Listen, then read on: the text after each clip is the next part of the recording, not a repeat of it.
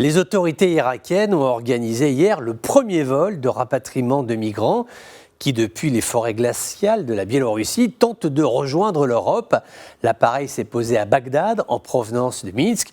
L'Irak a choisi le ton de la fermeté. Les vols Bagdad-Minsk sont suspendus jusqu'à nouvel ordre. Autre mesure prise, cette fois-ci par le Liban ainsi que la Turquie. Il est désormais interdit aux ressortissants syriens, irakiens et yéménites de voyager à bord d'avions à destination de la Biélorussie.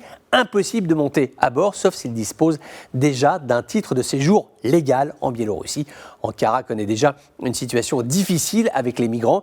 Il ne veut pas devenir un pays de transit, une sorte de hub entre le Proche-Orient et la Biélorussie. Ces relations en plus sont difficiles, elles sont fragiles, avec Bruxelles, inutile d'en rajouter. Toujours en Europe, mais cette fois-ci plus vers le nord, nous pouvons noter ce changement de ton en Suède, qui en 2015 était fière d'annoncer l'accueil de 163 000 réfugiés en provenance de Syrie.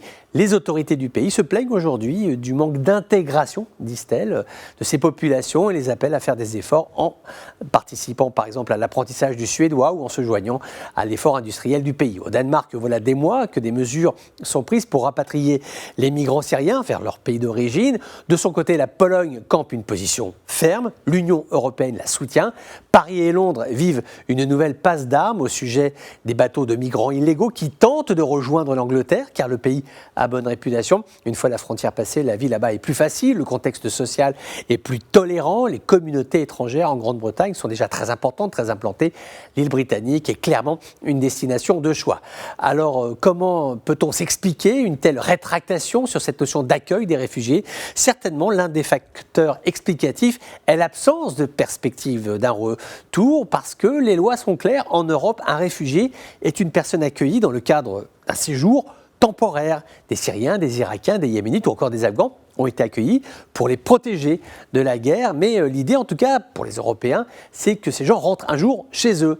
Et quand le débat européen aujourd'hui se déroule au regard de la situation dans le monde, les gens se demandent mais quand est-ce que tout cela va s'arrêter ? Quand est-ce que les guerres vont s'arrêter parce qu'elles ne sont pas terminées ? Alors je ne dis pas que les Européens ont tort ou raison, mais leur raisonnement consiste à dire qu'une migration est temporaire, elle est différente quand celle-ci est définitive. En tout cas, une chose est certaine, c'est que le débat s'est considérablement crispé en Europe sur ces questions migratoires. En témoigne la crise en Biélorussie.